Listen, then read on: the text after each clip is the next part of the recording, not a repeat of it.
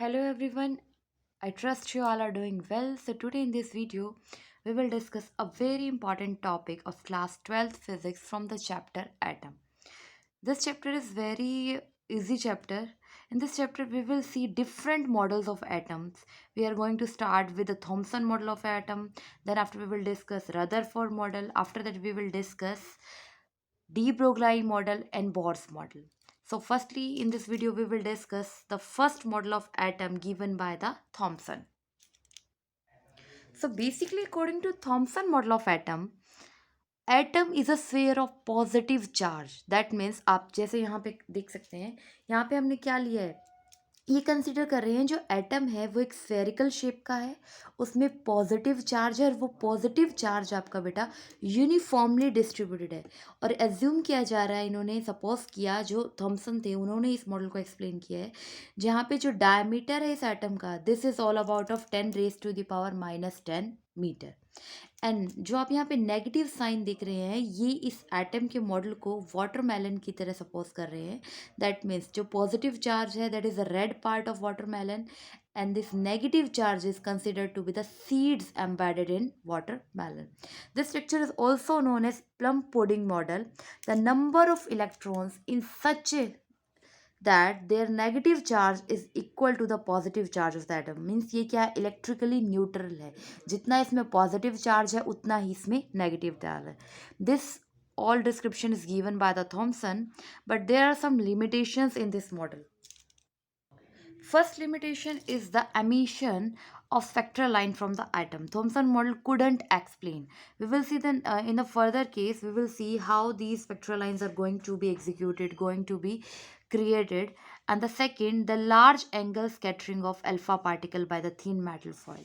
This experiment done by the Rutherford. In the next, we will discuss the Rutherford alpha scattering experiment. So these are the two limitations of Thomson model of atom.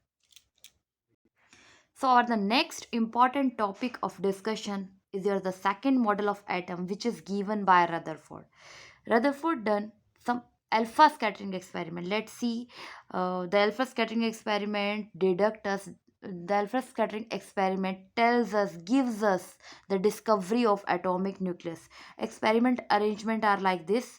In this experiment, you have to consider S, which is a source of alpha particle. That means you need alpha particle to done this experiment. Another, in the experiment you will see that L is a lid screen with a small hole in it, so that a very narrow beam of alpha particle is produced. This beam is made to fall on a thin gold foil.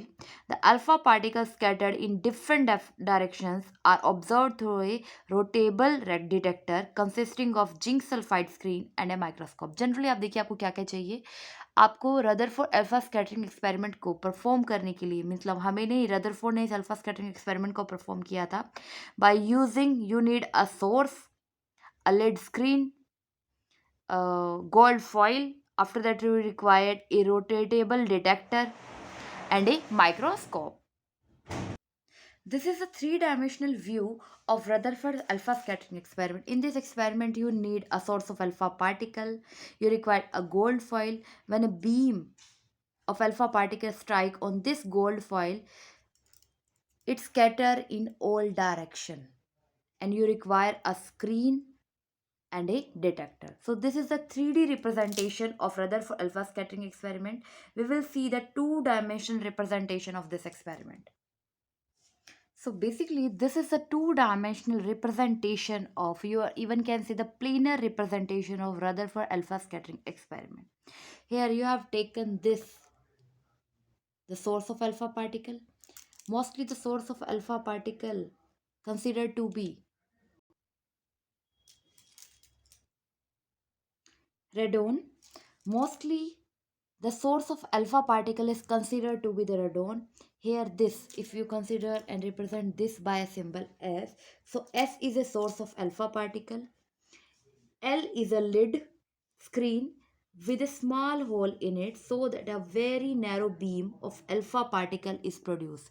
यहाँ पे आप ये जो consider कर रहे हैं, these are the lead bricks used to collimate the beam, means आपकी जो लाइट है, जो अल्फा पार्टिकल्स की रेज है, वो बिल्कुल एक सीधी लाइन में कॉलिमेट होकर जाए, एक बीम बनकर जाए. That's why you are using lead bricks. After that you require a gold foil, a thin gold foil. This beam is made to fall on a thin gold foil. The alpha particles scattered in different direction are observed. Let's see, यहाँ पे आप देख रहे हैं कि जब ये यहाँ से स्ट्राइक करती है गोल्ड फॉइल के ऊपर, थिन गोल्ड फॉइल के ऊपर, तो आपके जो अल्फा पार्टिकल हैं वो रैंडम किसी भी एंगल पर स्कैटर हो सकते हैं. इसे मेजर करने के लिए हम यहाँ पे क्या यूज़ करें, we are using rotatable detector and a microscope. And also we are attaching here the zinc sulfide screen. So basically what happen in this experiment, होता क्या है इस एक्सपेरिमेंट में.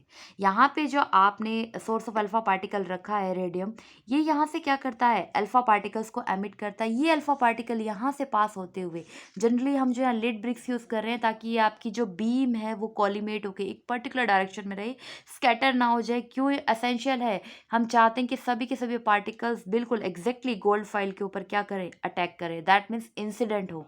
अब गोल्ड फॉइल के ऊपर जब इंसिडेंट होते हैं, ये तो क्या हो रहा है, ये डिफरेंट डिफरेंट डायरेक्शन में स्कैटर हो रहे हैं. By doing this experiment we see that the most of alpha particle passed straight through the foil. That means बहुत सारे, मोस्टली जो अल्फा पार्टिकल है वो यहाँ इस फॉइल में से स्ट्रेट में पास हो जाते हैं, बिल्कुल सीधे चले जाते हैं. इसका मतलब क्या है, that means most of the space in atom is empty. हाँ जी, रदरफोर्ड अल्फा स्कैटरिंग एक्सपेरिमेंट से करना क्या चाहते हैं, हम एटम के स्ट्रक्चर को जानना चाह रहे हैं कि एटम का स्ट्रक्चर कैसा है. अभी तक हमें सिर्फ इतना पता है according to Thomson model that it consist of a positive charge and negative charge and both are balance each other. That means they are electrically neutral. Now let's see, अब हमें पता लगा कि मोस्टली जो एटम का space है वो empty है. हाँ जी, only about 0.14% of incident alpha particle scatter by more than 1 degree. मतलब इतने कम, देखिए 0.14% ही इंसिडेंट अल्फा पार्टिकल क्या होते हैं, 1 डिग्री से ज़्यादा स्कैटर होते हैं. About 1 alpha particle in 8,000. This is the experiment. So basically ये जो कंक्लूजन्स मैं बोल रही हूँ, ऑब्जर्वेशंस मैं आपको बोल रही हूँ, ये सभी ऑब्जर्वेशंस रदरफोर्ड ने की थी अपने इस एक्सपेरिमेंट में. हम तो सिर्फ जो ऑब्जर्वेशन उन्होंने की, जो कंक्लूजन उन्होंने ड्रॉ किया, उसे सिर्फ क्या कर रहे हैं, पढ़ रहे हैं, गो थ्रू हो रहे हैं उनसे. सो बेसिकली थर्ड पॉइंट ये है that about 1 alpha particle in 8,000 deflect more than 90 degree. अभी हमें ये पता लगा कि मोस्टली तो स्ट्रेट पास हो जाते हैं, इतने कम सिर्फ 1 डिग्री से ज़्यादा स्कैटर होते हैं. और हम बात कर रहे हैं 8,000 में से सिर्फ एक ही अल्फा पार्टिकल ऐसा होगा जो कि 90 डिग्री से ज़्यादा डिफ्लेक्ट होगा. रदरफोर्ड ने एक हमें स्कैटरिंग फार्मूला दिया in which n theta is directly proportional to 1 upon sine raised to the power 4 theta by 2. यहाँ पे जो n theta है किसको रिप्रेजेंट करता है, this represent number of alpha particles per unit area that reach the screen at a scattering angle of theta.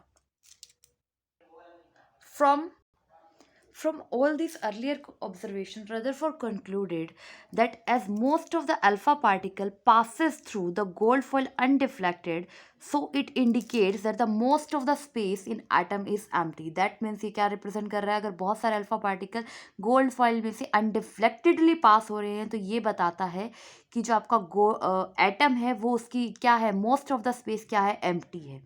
Since alpha particle could be deflected even through 180 degree. Basically क्या है कि जो आपका alpha particle है, चाहे उसमें से हम कह रहे बहुत ही कम पार्टिकल्स 180 डिग्री पे भी अगर डिफ्लेक्ट हो सकते हैं, ये क्या बताता है, that means there must be the presence of positive charge.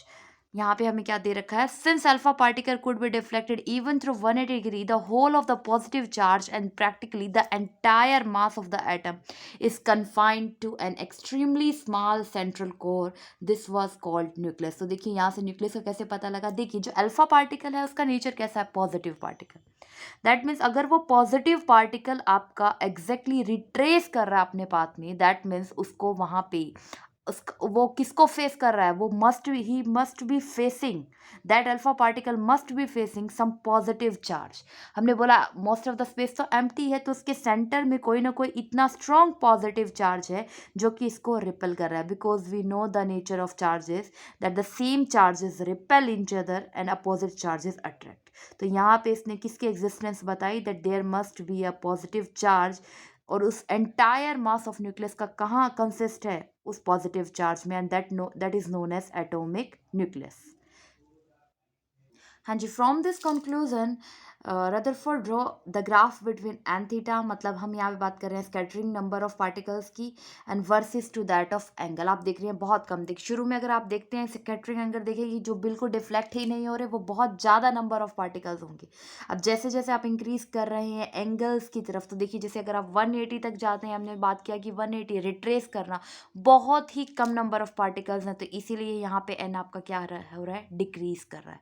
Means अगर आप यहाँ पे देखते हैं जैसे जैसे एंगल्स को इंक्रीज कर रहे हैं कि 80 पे, 90 पे, 100 पे, 120 पे, तो जो पार्टिकल्स हैं, जनरली हम बात कर रहे हैं किसके बारे में बात कर रहे हैं, जो अल्फा पार्टिकल्स हम स्ट्राइक कर रहे थे, उनकी बहुत ही कम वैल्यू है जो कि वहाँ से क्या कर रही है, उसके साथ डिफ्लेक्ट हो रही है। मैक्सिमम नंबर ऑफ पार्टिकल्स आपके कहाँ हैं, जब एंगल आपका जनरली बहुत कम है, या जनरली हम कहें कि वो डिफ्लेक्ट हो ही नहीं रहे हैं। This is all about Thompson model and Rutherford model.